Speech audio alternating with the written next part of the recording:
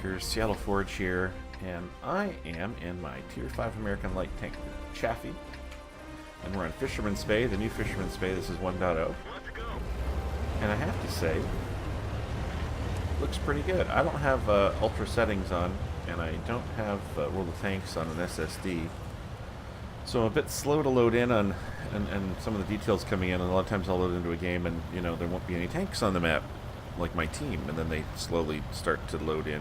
You can see the render popping up as we move along here in the field. The details are pretty cool. This map has changed a lot. They really opened up the town over there, but also opened up the sight lines. So these guys can see these guys pretty darn easily, get shots into them. So the heavy tanks really do have to bomb pretty low now to avoid getting smashed in the side.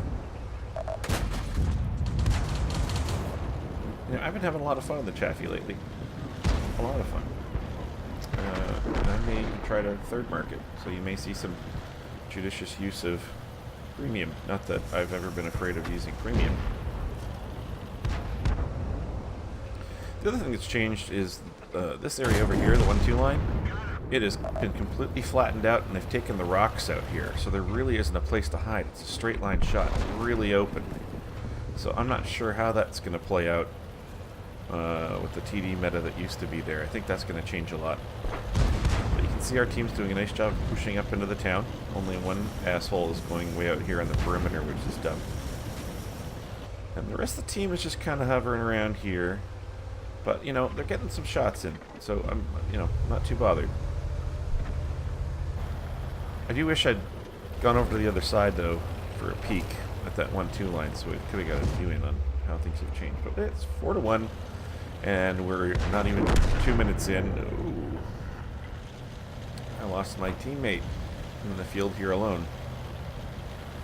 Actually, that's okay, as long as those guys keep the supporting fire coming in. I'll tell you one of the things I really do like in 1.02 is the way the artillery fire comes in, those big traces. Oh, here we're just going to trade badly with each other. But he misses one, and I don't. I forget sometimes how good this 75mm is. Not the most accurate gun in the world, but it's pretty darn punchy. I didn't realize that TD was so close. Thanks, guys.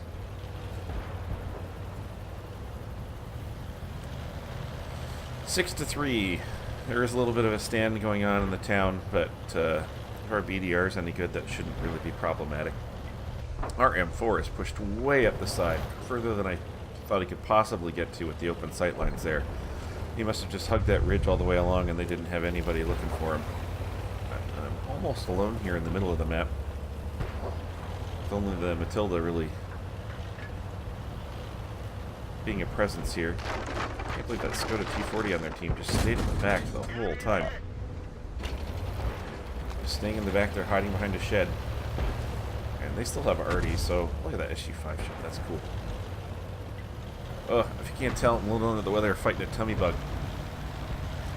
I might not make it through this video. Alright, until this fixated somewhere else. Ah, somebody else gets the kill. Our BDR. Well, that's cool. Why would a Lukes be playing the back of the map? Alright, so there Lukes wants to stay in a corner. That's cool. He wants to, you know, not... Well, he's dead now. So shut up. Alright, they still have a Hellcat, a Skoda T40, and 2 artillery, so I only have 251 hit points. I need to be careful with them. Both of those tanks could one-shot me. A high roll. Whee-hee! Some free shots. I don't know why I'm using APCR here. Actually, you know what? The APCR does fly truer. The shell velocity flies a little truer. Nice, nice. Picking it up. Alright, one more artillery. So, one of the other things interesting on this map is I think this is going to become the new RD hiding place. You know, that artillery was never spotted, never countered. You know, it's a little bit of a dip there. There's some rocks. And that's precisely, sorry, spoilers, where we're going to find the artillery here. Still, we have to take care of this T40. But I'm not terribly worried about him. He doesn't seem to be He doesn't seem to be worried about getting too many shots in. He just seems to want to hide. Maybe he gave up. I don't know. I just keep banging away here, which probably wasn't smart.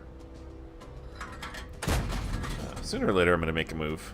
When are you going to get impatient blowing APCR and not getting a kill? Alright, move along. Let's go 4G. Should have moved along like 5 shots ago. The destructible objects is also pretty cool.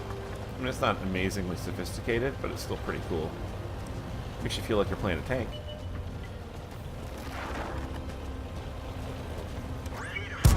He did move. Look at him. And he sinks one in me, and I think that's a low roll, which saves me. And just have the Hummel to take care of.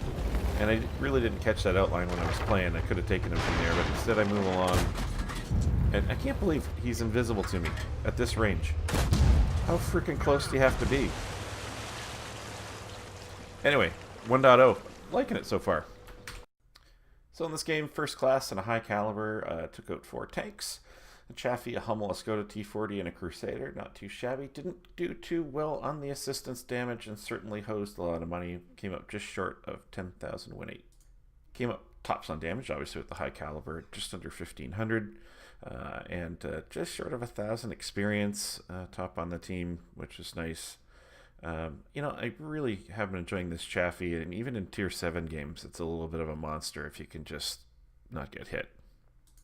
I wasted a ton of premium ammo in this game. Shooting at that T40 blind didn't really pay off. Lost almost 26,000 credits on that. But the rest of the stats are actually not too shabby. Not too shabby at all. Even got a bond. That's the high caliber.